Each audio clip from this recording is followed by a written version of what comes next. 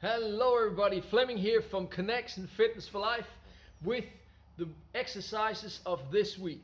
Now, we're well into this 10-week period, so we've kind of progressed the exercises up. Now we're running up in intensity, so we're using a little bit more simple exercises, still with lots of different variations to suit wherever you might be. And as always, that's the most important part in this CON.EX. It's you listening to your body and learning how to work with your body, not against it. Don't let your mind control your body.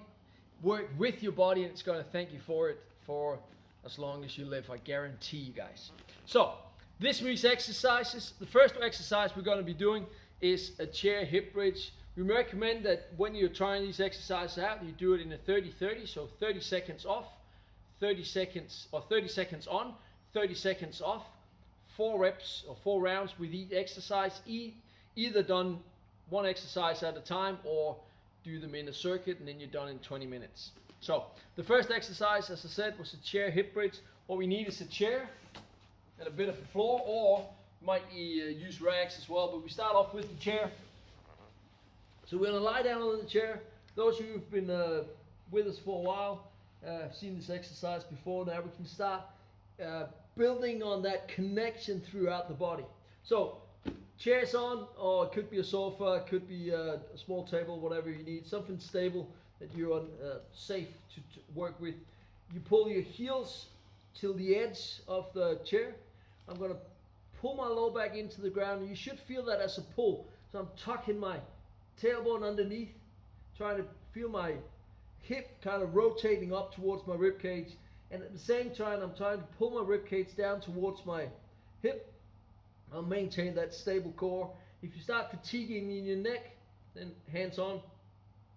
Don't pull in your head. Just leave it there and try to keep the tongue on the roof of your mouth. So from here, I'm going to keep that core contact. I'm going to press my heels into the chair, and I'm going to lift my hip up as high as I can. Now make sure that I'm not letting go of that connection to my core. So I want to tuck underneath, hold that connection, then I'm going to pull myself down. So I want to keep pressure down on my heels the whole time, almost like you're pulling the chair towards you as you're coming down. So you're not pushing the chair away, you see your heels sliding on the chair. So lifting up on an inhale and pulling yourself down, pull that low back into the ground right away on the way down, on that exhale on the way down. Now, to make it a little bit easier, you can push the chair away. So I'm opening up the angle of my knee, a little bit less tension, lift up, and again, pulling yourself down. Again, making sure that your core is in contact. If you don't have a chair, you can change the exercise a bit by using a couple of rags and just using a floor that's slidable. So it changes the exercise a little bit, but we gotta work with what we have around us and don't let equipment stop us. There's always something we can do to get the connection we want to get. So here, lifting hip up to start off with, again that core contact, and then I'm going to try to slide my feet out. I'm not going to go out and lock in my knees, but as far as I can, and here I can pull both heels back at the same time. Lots of connection on my hamstrings and in my calves in this one. Pull down with my hip again, core in, lifting up, out again, or I can pull one foot in at a time, trying to keep that pressure down on my heel, and again without letting go of that connection to my core. So that's the first exercise. From there we go up, we stand up, and we're going to go up and do a lunge. Now the lunges we have different variations of them depending on where you might be at. So the first lunge we're going to be doing is a front lunge. From here, I'm going to have my feet in about hip width apart. And I want to keep them on rails so they can't get closer to each other at any time. That's going to increase the stability. At the same time, I want to work on that connection with my foot on the ground, feeling my knee kind of being stable, hip being stable, so I'm not having a knee that's wobbly. So from here, shoulders are down, elbows are in. I'm going to squeeze my elbows a little bit. My arms, call them T-Rex arms, shoulders down, looking forward. I'm going to take a step forward, exhale as I'm down, and I'm going to pull myself up with that back heel. So as I'm coming up, I'm trying to press that back heel into the ground, feeling connection on my glute, slight press with the front leg. So shoulders down, and making sure that I have 2 feet flat on the ground before I take the next step, so you're not ending up just running back and forwards without any connection. So that's the first level. From here you can progress up to a back lunge.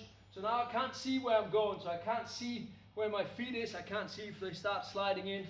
So I want to keep the same distance, again, same tension on my upper body, stepping back, exhaling, and pressing up. For those of you who have a little knee trouble when you're doing the lunge, you feel a bit of pain when you're walking forward, try this one out instead, because as I'm moving back, I'm keeping tension on the front leg. Keep tension, and so I'm holding tension on one leg, whereas in the front lunge, when my foot is in the air, there's no tension, and then I got to grab tension as I land first. So the back lunge might be easier for you. Just go slower if it's hard to step back. And be careful when you do the back lunge that you're not leaning forward. Keep looking forward. From there, we progress it up to the jump lunge. Now, when we do the jump lunge, I prefer it in this variation with shoulders down, elbows in, so that I want to keep that stable upper body and using my legs to do the jump. So I'm in the back lunge, shoulders are down. I'm going to jump up as high as I can, keeping my elbows in.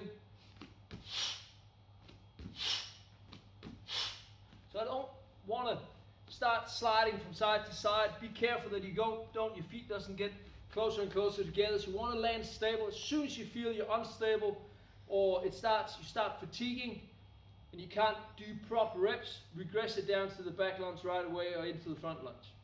Now, if your lunge is too hard on you, you feel you're not safe on your knees, or you don't feel comfortable doing them, then you regress it even further down with the split squat. And in the split squat, I'm taking a step back.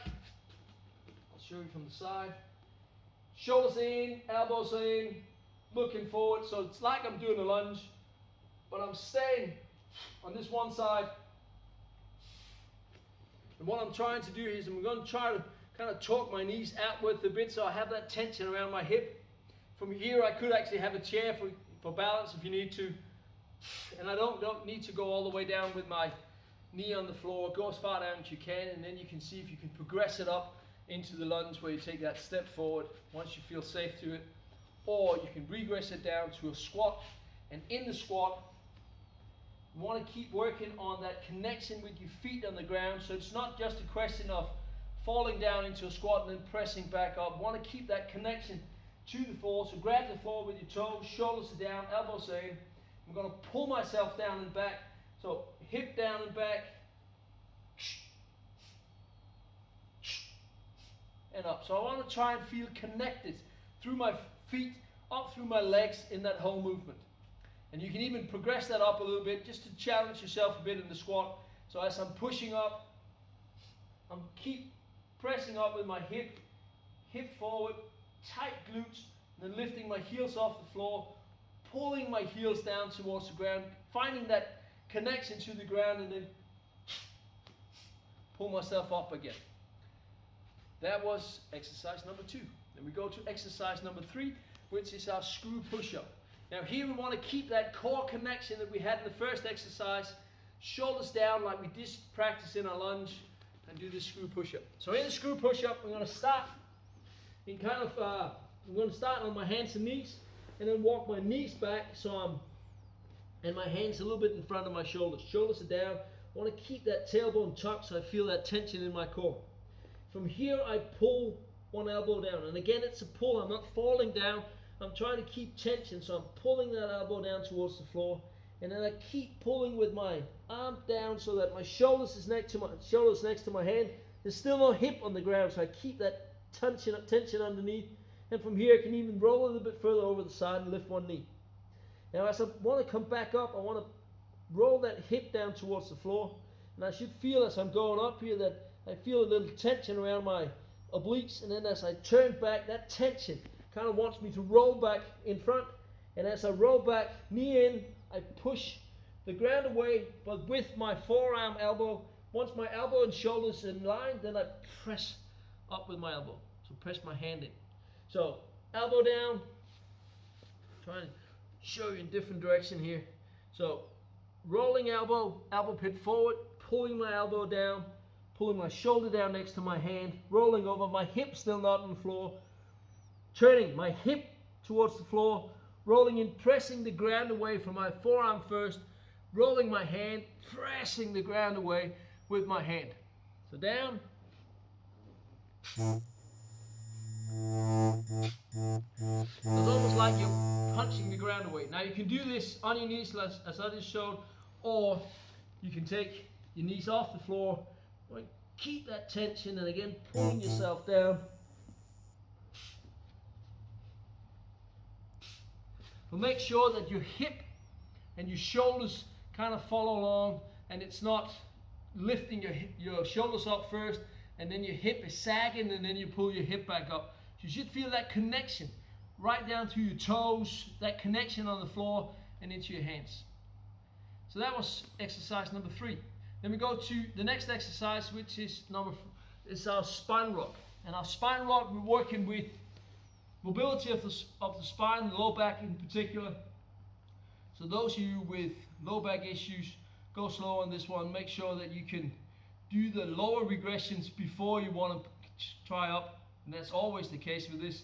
If you can't do it slow and controlled, then you shouldn't never speed up in anything. So from here, shoulders are down. I can keep my hands on my knees. And I want to try and pull my low back onto the ground. One vertebrae at a time.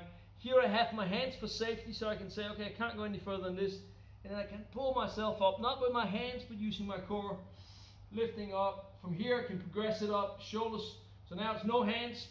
Again, one vertebrae at a time, looking down between my knees. And as I'm coming up, I want to try to pull my hands down between my knees, down to my toes, and then at the end, lifting chest up. My feet should stay on the ground in this one. I can progress that up by lifting my feet off the floor and pull my knees up towards my chest, heels towards my glute. I want to try and maintain the same distance between heel and glute and knee to shoulder. Rolling up, chin to chest. Again, rolling back up, and you should feel that as a roll and not as a Lego man, so you shouldn't be kind of flat in your low back. If you feel you can't control this roll, then regress it down. Roll, back up. Can increase it again with the hip extension. But again, stopping without putting your feet in. We can increase that again by doing a hook. So I have one foot up underneath my knee and then squeezing my foot and pressing my hip up. And again, stopping without putting my knees in or feet in. And as soon as you feel that you're dropping your low back into the floor and you kind of want to lead with your feet instead of leading with your core, regress it down so you can maintain that safe exercise for your low back and keep that core in connection. Next exercise. This is the last exercise of the week, which is our wall walk. So we've walked into exercises where on the last one where we've kind of maintained control over our spine, but in that tuck position. Now we want to open up a bit more and get a little bit more mobility around our shoulder and upper back as well. So I'm going to stand with my back against the wall, make sure that the wall is safe and there's no pictures, nails or anything. You could also use a door, just make sure that it's a door that preferably opens towards you and nobody wants to get in that door as you're doing the exercise, so it's nice and safe for you. So from here, I'm about a step away from the wall, and it depends on your mobility. Some of you might want to go a little bit further out, some might want to go a little bit closer. Feet are about shoulder width apart, shoulders are down, I'm slightly bent in my knee, and I want to feel that connection through my feet, slight connection to my glutes and in my core, and then I'm going to lift one arm up, I'm going to look at my arm, and I'm going to try to go back towards the wall. I'm going to look at my hand, and here I'm going to look at a spot on the wall where I want to put my hand. You might not even go over and touch the wall, but you want to go as close as you can. I want to try to keep that hip pointing forward, so contact on my glute and feeling the connection through my feet, and then I could go back and onto the other side, looking at my hand, looking at the hand, looking at the wall, feeling that connection. And then from here, if you're safe here, then you can lift up, exhale, and pull yourself back. Now you go as far as you can. You shouldn't feel any pain in your low back. You shouldn't try to force the exercise. You should work into the exercise. Now from going over, now I'm putting pressure on that other hand and going back on the same side. Or if you can, lifting up, looking at your hand. Inhale here.